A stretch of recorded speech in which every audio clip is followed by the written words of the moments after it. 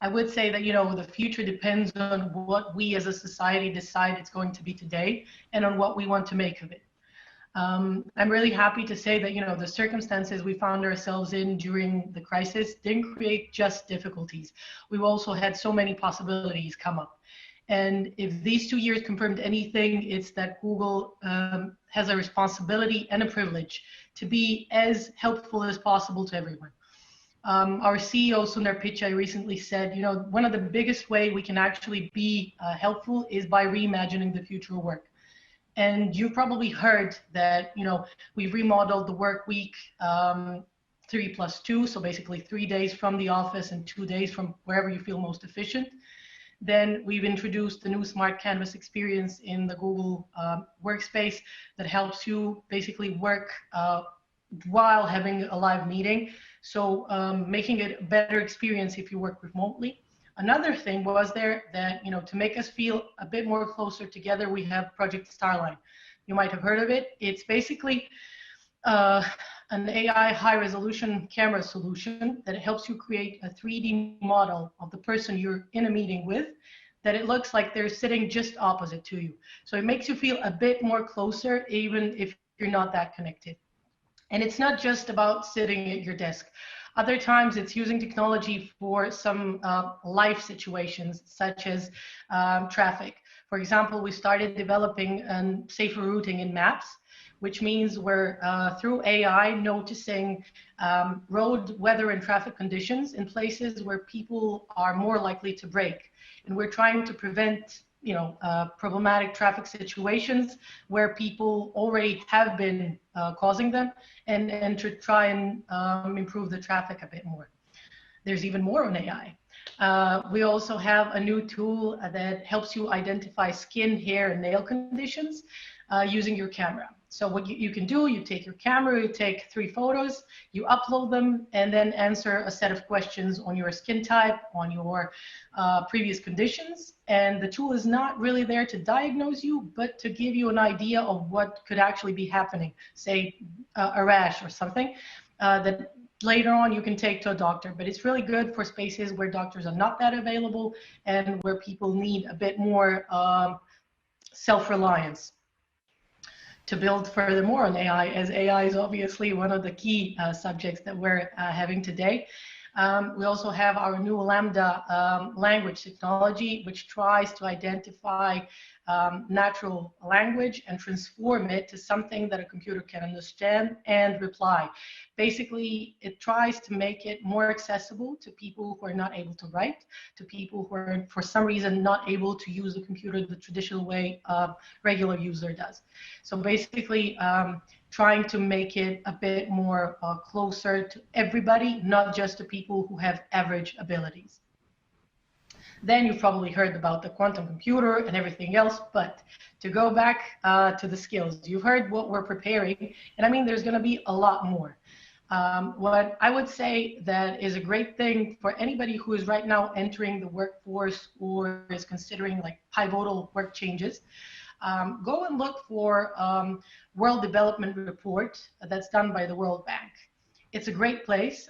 There's every year a different paper talking about different skills, but the one that is really, really useful for everybody to take a read on was the one on future of work. I think it was 2018.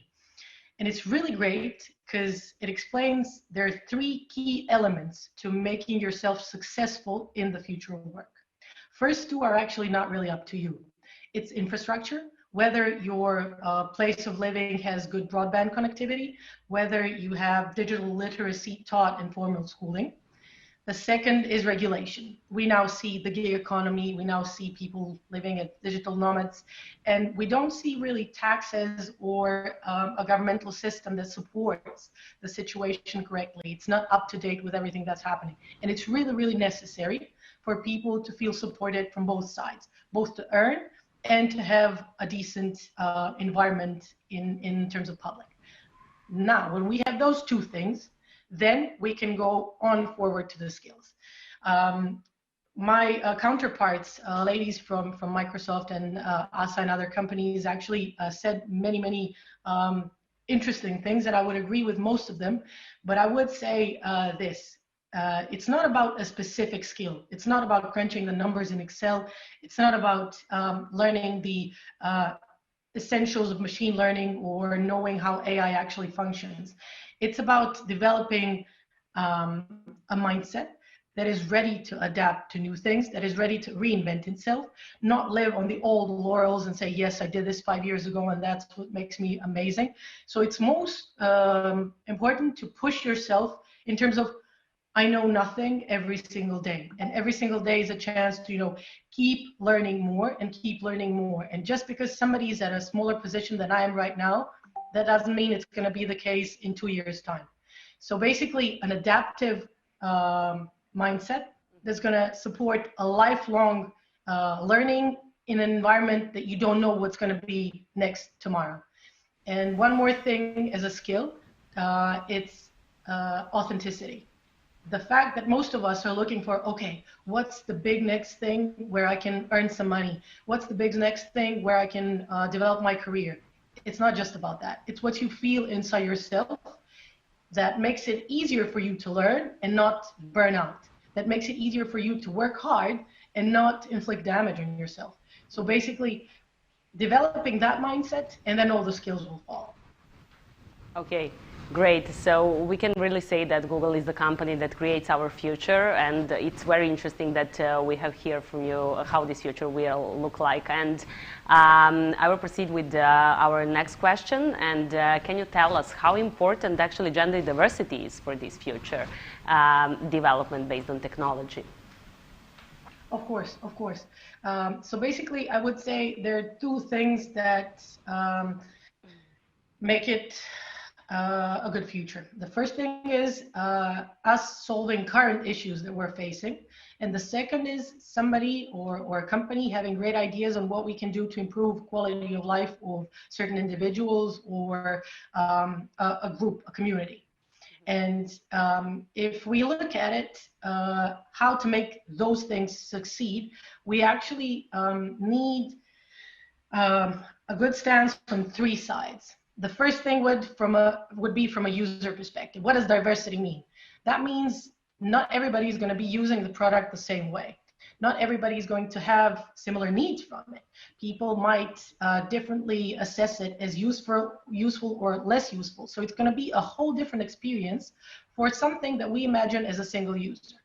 The second thing, when we take a look at it from a perspective of somebody who's creating the solution, from an employee, it actually makes sure that all possible solutions are considered, that all possible loopholes will be looked at and prevented prior to going to users, that we're going to explore all possible ways of getting to the solution and make sure nothing is left out.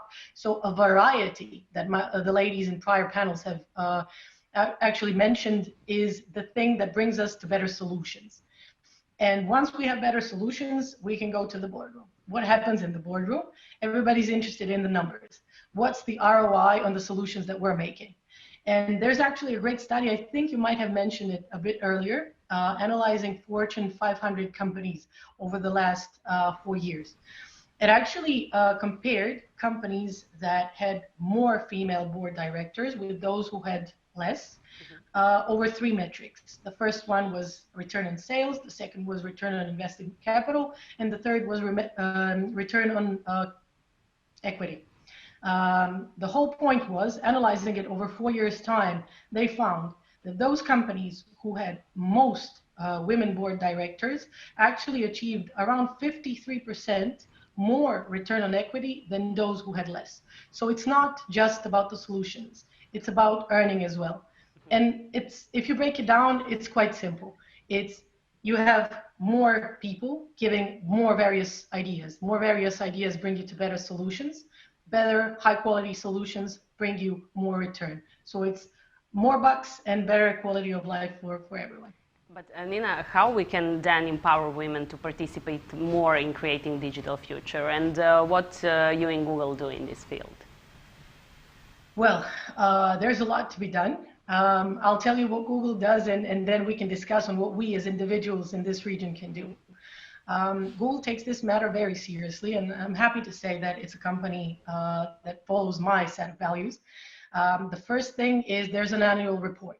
An annual report published annually that tells you what the situation is right now, what the biggest pain points are, and what we need to do in terms of female-male ratio, in terms of people who are impaired of work, in terms of where do we want to get and how's the situation now. Then, in terms of action, we have Women at Google, which is an umbrella organization connecting ladies from all possible fields. As you probably know, it's not just IT. Sometimes it's sales, it's marketing, it's arts, it's a whole range of different subjects. And ladies have different interests, different goals that they want to achieve.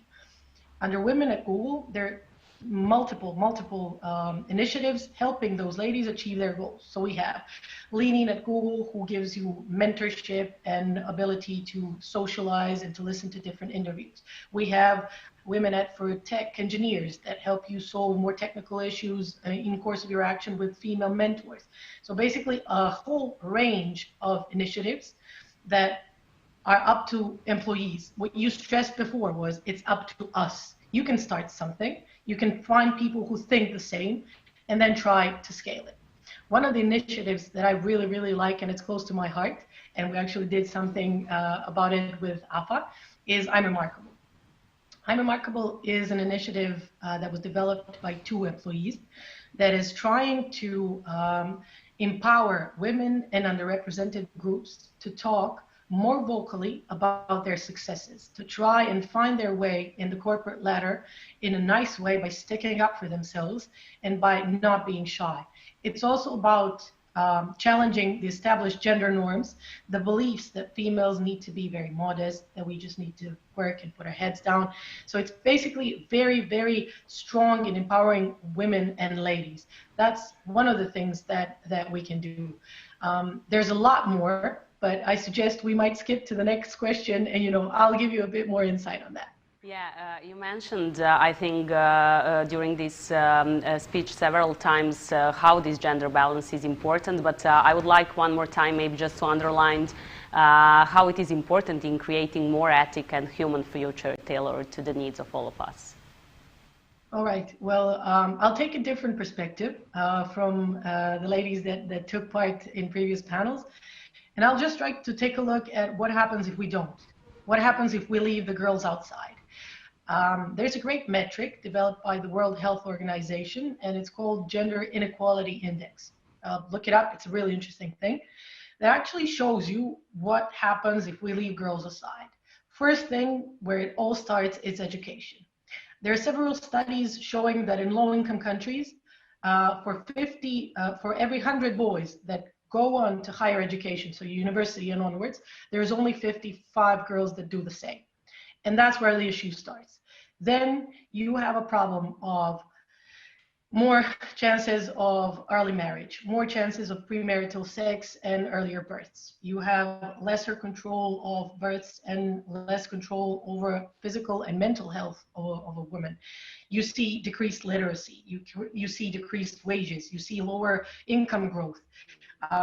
It's generally a whole range of issues affecting an individual. But what's more important, it's also affecting the society as a whole. You see less university entries. You see higher dropout rates. We see less labor participation. We see a whole range of issues that result in, as my male counterparts earlier said, solutions that are okay, but are not fit to everyone. They're not tailored to the needs of most. They're tailored to the needs of those most vocal and those who have the power to talk about it. Mm-hmm. So on the surface, it might seem that the solutions are good, but on the other hand, there's so many voices not being heard that can't even speak up and say, guys, these solutions are not inclusive. So if we don't let the girls have a proper education, we end up in a world that sounds like it's okay, but it's really not. And what you see is what happens in some Arab countries, what you see in some lower income countries in Africa, where females are really, really not where they need to be. And what do you think that we can actually do in our region in order to make technology more welcoming for girls? Now, this is my favorite question. There's so much to do, and I'm really, really happy that, I see some positive changes and see initiatives like Alpha and similar taking place. And it's great to see that we're moving. But what can we do to move even quicker? There are three key areas. The first one, as I said, is education. First one, up to every single one of us, is educate yourself. Get your numbers straight. How many ladies are there in your boardroom? How many ladies are there in your company? For the females who have left, have you maybe considered why they left? What were the things that drove them away? Do you maybe have some maternity policies that need to be changed? Then try to go broader. Try to go on, okay, how many ladies are there in my government, in my parliament? Are their voices being heard enough? Did you know that there's only 21 female seats in Croatian parliament, 28 in Montenegro and 37 in Serbia? I didn't know until I looked it up. We all need to be aware of those facts. Then when you know the context, when you know the actual situation in numbers, because numbers don't really lie, then you know what needs to be done. In terms of what needs to be done now that we know is you can become a mentor. You can open the doors for somebody who doesn't even know those doors exist. Sometimes it's inviting somebody to work on a more developed project. Sometimes it's opening the doors to a project that they've not really known could be there, but their abilities can be shown. Sometimes it's about connecting them to senior stakeholders. I know sometimes to a mentality in this region, this can be scary. Yes, but I'm opening the doors and they might, go forward and then leave me in the back. Do it for yourself, if not for them. They are the future. You need to invest in your future and have somebody in the future be thankful to you. Then what we can also do is foster education for female students. We can try and donate, if we can, to different sponsorship or scholarship programs. We can even start a scholarship program if there's an opportunity in our firm. Then you can also get involved in the decision-making process of your local faculty, for example, if it's a STEM place. So it's really an array of opportunities that we can tackle and that we're not tackling right now, most of us. Second thing is within business. First thing you need to do is be the example by advocating for yourself and your colleagues. Open the doors, talk about your successes, but also talk about your struggles. Be honest about what made you you. Be honest with, yes, I struggled, I worked hard for these 4 years, and then I entered the boardroom and I deserve every single minute of it. So make sure that you talk about what took you, how to get there, and why you actually belong in this place. Learn what it is that you bring to the table and how valuable that is. The second thing is open the doors. Some of you might have heard about Miss Bozoma St. John. She's the CMO of Netflix right now. Worked in Uber and different companies before. She once said, I wanted to increase the number of Black females in tech, so I did it myself. Make sure you are taking part in creating the pool of participants in any single hiring process. You're including women in the decision-making process. So basically be the one who talks about it even when it's not that comfortable. Be the one who opens up the questions who are not always sunny and shiny, talk about difficult things. Third thing that within business all of us can do is support women-run businesses. When you make deals or you buy things, think about who produces them. Sometimes it's not that big of a difference in terms of price, and the difference that you can make is really, really amazing.